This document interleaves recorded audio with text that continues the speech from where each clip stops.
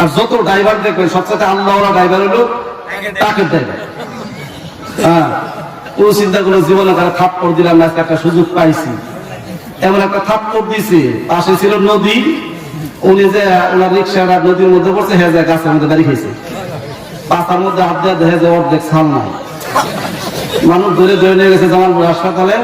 আসার সময় কান্দে, আপনি হাসপাতালে কাঁদলেন না, এমনি কান্দন কে? বলে আমি যে কে কান্দি, আমার মনের দুঃখ তুমি বুঝবো না। বলে কেন? বলে টাকের কিছু লেখা দেখো। বলে কি লেখা? লেখা আছে আবারও দেখা হবে। আবারও কি হবে? তখন রিক্সাওয়ালা বলে যে একবার দেখা হয়েছে, পাশায় ছাল নাই, আবারও যদি দেখা হয়, আমার তো গুরুস্থান ছাড়া কি নেই, গুরুস্থান ছাড়া।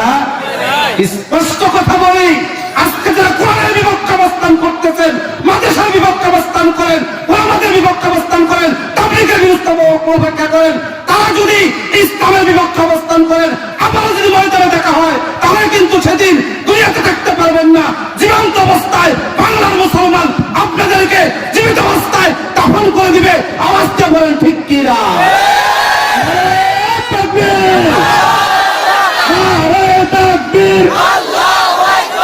ইসলামের শত্রুরা, মাহফিলের শত্রুরা,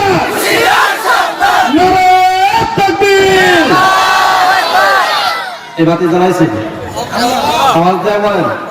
কোরআনের বাতি কে জ্বালাইছে?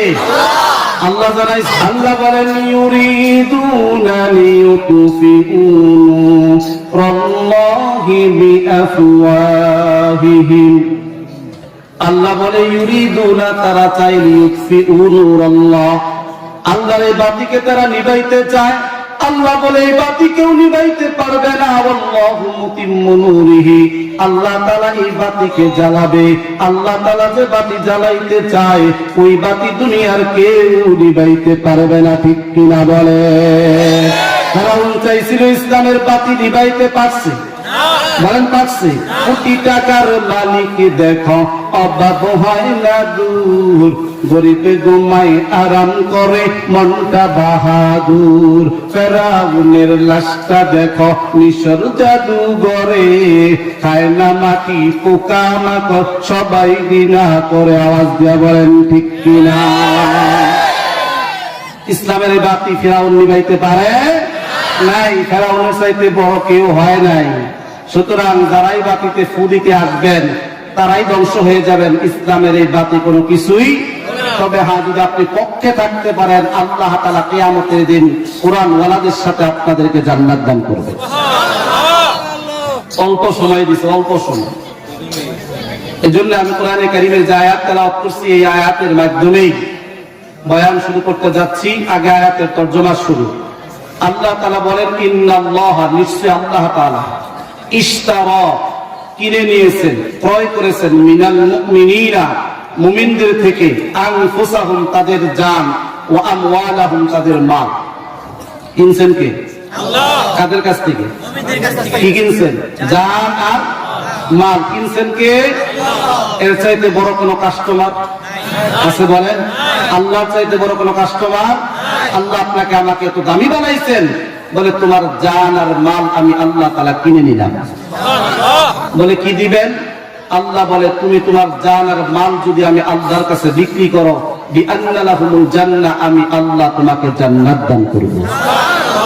আপনি দিবেন জান, আপনি দিবেন মাল, জান্নাত দিবে কে? আল্লাহ। জান্নাত কার? আল্লাহ। জান কার? মাল কার? তাহলে আল্লাহ দেওয়া জিনিস আবার আল্লাহ কি করতেছে? আল্লাহ রাস্তায় কুরবানি করেছেন, আল্লাহর কাছে বিক্রি করেছেন। সাহাবায়ে কেরাম এমন ভাবে নিজের জান আর মালটাকে বিক্রি করলেন, নিজের ছোট্ট বাচ্চাকে এতিম করলেন, স্ত্রীকে বিধবা করলেন। হযরতে বশীর ইবনে উকবা রাদিয়াল্লাহু তাআলা আনহু, ছোট্ট মানুষ, ছোট্ট বাচ্চা, একটা মাত্র সন্তান। তার মা অল্প বয়সে যখন মারা যাচ্ছে, ছেলেটা তখন বাচ্চা মানুষ, মায়ের কাছে বসে বসে বশীর চোখের পানি ফলায়া কান্দে। মাকে ডেকে বলে, মা, আমি ছোট মানুষ, তুমি আমাকে রাখিয়া দুনিয়ার থেকে বিদায় নিতেছো, আমি কার কাছে থাকবো? কে আমাকে লালন পালন করবে? উকবা রাদিয়াল্লাহু তাআলা আনহুকে তার স্ত্রী ডেকে বলে, প্রাণের স্বামী, আমি তো দুনিয়ার থেকে বিদায় হয়ে যাচ্ছি, আমার এই ছোট্ট বাচ্চার দুনিয়ার ভিতরে আর কেউ রইল না। এই বাচ্চাটা আমি তোমার কাছে আমানত দিয়ে যাচ্ছি, এই বাচ্চাটা তুমি লালন পালন করবা, আমার এই সন্তানকে রাখিয়া তুমি কোথায় যাবা না। হযরত উকবা রাদিয়াল্লাহু তাআলা চোখের পানি ফেলায় কান্দে আর বলে, প্রাণের বিবি আমার, শোনো, আমি তোমার সন্তানকে রেখে কোথাও যাব না, কিন্তু আল্লাহর নবী যদি আমাকে জিহাদের ময়দানে ডাকে আমি বসে থাকতে পারবো। বলে, তুমি আল্লাহ রাস্তায় যাও, আমার এই সন্তানকে কে লালন পালন করবে? বলে, তোমার কোনো চিন্তা করা লাগবে না। আল্লাহ রাসূল বলেন, মান খারাজা ফি সাবিলিল্লাহ ফাহুয়া দামিনুন আলাল্লাহ, যে ব্যক্তি আল্লাহর রাস্তায় চলিয়া যাবে, আল্লাহ তাআলা তার পুরো জিম্মাদারি আল্লাহ নিয়ে নিবে। বশিরের মা যখন দুনিয়ার থেকে বিদায় হয়ে গেল, দিন যখন বাবার সাথে ঘুমাইতে যায়, নিজের কাপড়টা বাবার কাপড়ের সাথে গিরা দিয়ে ঘুমায়। কারণ এই বশিরের চিন্তা হলো, যখন আমার বাবা আমাকে রাখিয়া যেতে চাইবে, যদি আমার কাপড়ের ভিতরে টান লাগে, আমি বাবাকে জড়াইয়া ধরবো, আমি বাবাকে যাইতে দিব না। হযরত বেলাল একদিন মদিনার অলিতে গলিতে আওয়াজ দিচ্ছেন, হাইয়া আলাল জিহাদ, কে কোথায় আছো? আমার পয়গম্বর জিহাদের ময়দানে রওনা হইতেছে। আমার পয়গম্বর মসজিদে নববীতে বসা, ফজরের নামাজের পরে আল্লাহ রাসূল ময়দানে চলে যাবে। কে আছো? আল্লাহ রাসূলের সাথে আল্লাহ রাস্তায় যে শহীদ হয়ে যাবা। হযরত উকবা সন্তানের দিকে তাকায়া চোখের পানি ফলাইয়া কান্দে। এমন সময় কোরআনে কারীমের আয়াত মনে পড়ে গেল, ইন্নামা আমওয়ালুকুম ওয়া আওলাদুকুম ফিতনা, ধন সম্পদ সন্তানাদি সবকিছুই পরীক্ষার বস্তু। হযরতে বশির পাশে একটা কেচি রাখা ছিল, ওই কেচি দিয়া হযরতে বশির ওই কাপড়টা কাটতে লাগলো। হযরত উকবা রাদিয়াল্লাহু তাআলা ঘুমিয়ে আছে, এত সুন্দর চেহারার মানুষ, কিন্তু হযরত উকবা রাদিয়াল্লাহু তাআলা আসমানের দিকে তাকায়া আল্লাহর কাছে চোখের পানি ফেলায়া কান্দে, আল্লাহকে ডেকে বলে, মালিক, আমার এই সন্তানের দুনিয়ার ভিতরে আর কেউ রইল না, আমার এই সন্তানকে রাখি আমি আপনার রাস্তায় যাচ্ছি রে মালিক, আমার এই সন্তান আপনি হেফাজত করিয়েন। হযরত উকবা রাদিয়াল্লাহু তাআলা আল্লাহর রাস্তায় চলিয়া গেলেন। আল্লাহ রাসূলের দরবারে যখন পৌঁছে গেলেন, আল্লাহ রাসূল উকবাকে ডেকে বলে, উকবা, তুমি আল্লাহ রাস্তায় যেতে চাও, তোমার ছোট্ট বাচ্চার দেখার মতো তো আর কেউ নাই। হযরত উকবা চোখের পানি মুছতে মুছতে নবীকে ডেকে বলে, নবীজি, আমি আল্লাহ রাস্তায় যাব, আমার সাথী আল্লাহ রাস্তায় শহীদ হয়ে যাবে, আমি বাড়ির ভিতরে মরবো, এটা হতে পারে না। আপনি তো বলছেন যারা আল্লাহ রাস্তায় যাবে এদের জিম্মাদারি আপনার কাছে, এজন্য আমি আল্লাহ রাস্তায় চলিয়া যাব, আল্লাহ তাআলা আমার এই সন্তানের ব্যবস্থা করবে। আল্লাহ রাসূল বলে, বশির, তুমি চলিয়া যাও, বাড়িতে থাকিয়া সন্তানকে লালন পালন করো, আল্লাহ তাআলা তোমাকে জিহাদের সওয়াব দিয়া দিবে। হযরত উকবা রাদিয়াল্লাহু তাআলা বলেন, নবীজি, আমার সাথীরা আল্লাহ রাস্তায় চলিয়া যাবে, তুমি এই জায়গার ভিতরে থাকবে, এটা হতে পারে না। অবশেষে আল্লাহ রাসূল হযরত উকবা রাদিয়াল্লাহু তাআলা আনহুকে যখন অনুমতি দিয়া দিলেন, হযরত উকবা রাদিয়াল্লাহু তাআলা আল্লাহ রাস্তায় চলিয়া গেলেন। হযরত বশির রাদিয়াল্লাহু তাআলা ঘুম থেকে জাগ্রত হয়ে তাকায় দেখে তার বাবা কোথায় নাই। একবার দৌড়ায় বাথরুমের ভিতরে যায়, আবার পাখির ঘরের ভিতরে তালাশ করে ওই ছোট্ট বাচ্চা বশির শুধু চোখের পানি ফেলায় কাঁদে আর বলে, আব্বু, রাতের বেলায় তোমার সাথে একসাথে ঘুমাইলাম, তুমি আমাকে রাখিয়া কোথায় গেলা? আমি কার কাছে থাকবো? মদিনার মহিলা ডেকে বলে, রে বশির, তোমার বাবাকে তুমি তোমার বাড়িতে পাইবা না। বলে, কোথায় গেলে পাওয়া যাবে? বলে, আল্লাহ রাসূলের দরবারে যাও, আল্লাহ রাসূলকে জিজ্ঞাসা করো। হযরতে বশির দৌড়ে আল্লাহ রাসূলের বাড়িতে চলে গেলেন। আল্লাহ রাসূল বসা। আল্লাহ রাসূল সাল্লাল্লাহু আলাইহি ওয়াসাল্লাম বশিরকে দেখিয়া আল্লাহ রাসূল অন্য দিকে মুখটা ঘুরাইয়া ফেললেন। হযরতে বশির ডেকে বলে, পয়গম্বর, রাতের বেলা একসাথে বাবার সাথে ঘুমাইছি, আপনি তো জানেন আমার মা নাই। এরে পয়গম্বর, আমি কিছুদিন আগে মাকে হারাই, আমি চিরদিনের জন্য মা হারা সন্তান। আমার পয়গম্বর বশিরের দিকে তাকায়া চোখের পানি ফলাইয়া কান্দে। আল্লাহ রাসূলকে বশির ডেকে বলে পয়গম্বর আপনি কেন কান্দেন? আল্লাহ রাসূল বলে বশির তোমার মতো বয়সে আমি আমার মা আমিনাকে হারাইয়া চিরদিনের জন্য এতিম হয়ে আছি। এরে বশির তোমার চোখের পানি দেখে আমি আমার মা আমিনার কথা মনে পড়েছে। 6 বছর বয়সে মাকে হারাইয়া আমি চিরদিনের জন্য এতিম।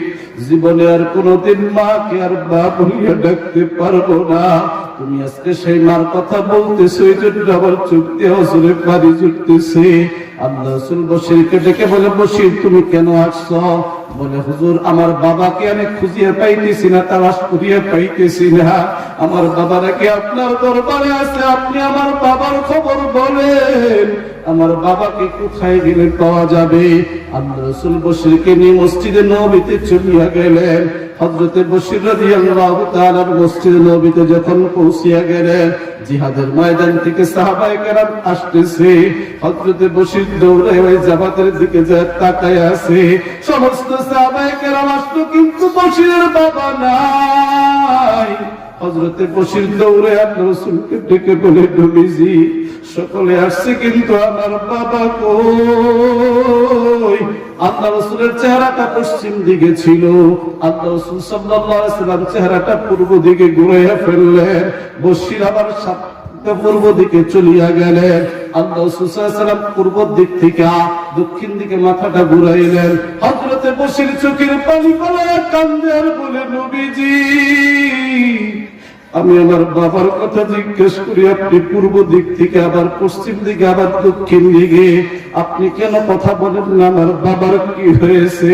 সমস্ত সাহাবায়ে কেরাম আসলো, আমার বাবা কেন আসলো না?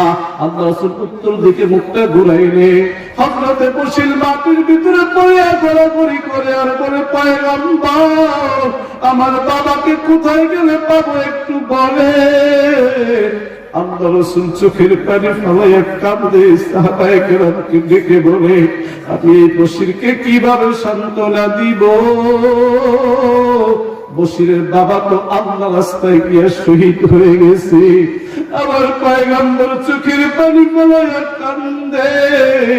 সাহাবায়ে কেরাম বশিরের অবস্থা দেখিয়া চোখের পানি ফেলাইয়া কান্দে।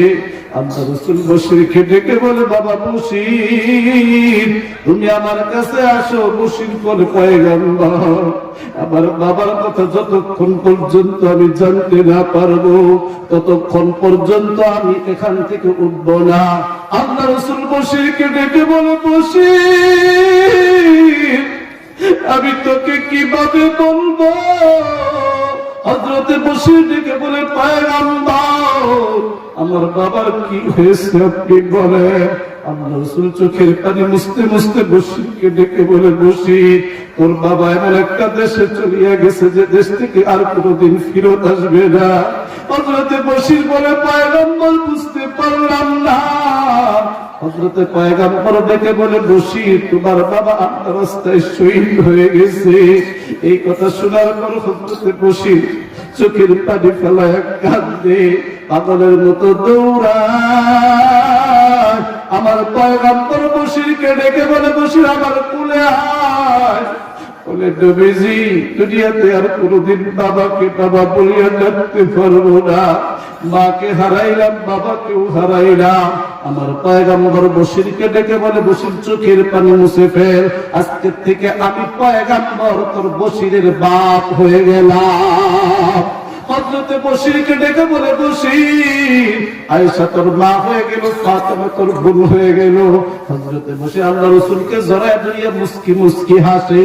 আল্লাহ রাসূল সাল্লাল্লাহু আলাইহি ওয়াসাল্লাম বশিরকে জিজ্ঞেস করে বশির কিছুক্ষণ আগে না তুমি কাঁদলা, এখন তুমি কেন হাসো?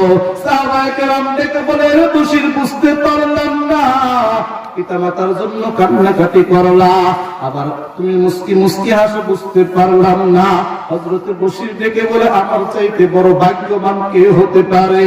আমি দুনিয়ার ভিতরে মা হারাইছি, বাবা হারাইছি, পয়গম্বর আমার বাবা হয়ে গেছে, হযরত আয়েশা সিদ্দিকা আমার মা হয়ে গেছে, ফাতেমা রাদিয়াল্লাহু তাআলা তাআলা আমার ভুল হয়ে গেছে, কিয়ামতের দিন আল্লাহ তাআলা যদি আমি বশিরকে ডেকে বলে বশির তুমি কি নিয়ে আসছো, আমি আল্লাহকে ডেকে বলবো আল্লাহ আমি কিছুই আনতে পারি নাই, পয়গম্বর আমার বাবা, হযরত আয়েশা সিদ্দিকা আমার মা, ফাতেমা রাদিয়াল্লাহু তাআলা আনহা আমার বোন, সুতরাং আজকে তারা যে জান্নাতের ভিতরে থাকবে আমি বশিরও ওই জান্নাতের ভিতরে থাকতে চাই। সুবহানাল্লাহ।